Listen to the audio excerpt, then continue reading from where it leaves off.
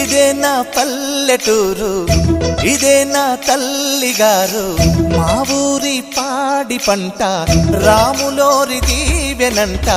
తల్లి గోదావరి నీళ్ళు కడిగె సీతమ్మ పాదాలు, ఊరంతా హాయ్ హాయ్ హాయ్, మనసంతా హాయ్ హాయ్ హాయ్. ఇదే నా పల్లెటూరు, ఇదే నా తల్లిగారు, మా ఊరి పాడి పంట రాములోరి దీవెనంట.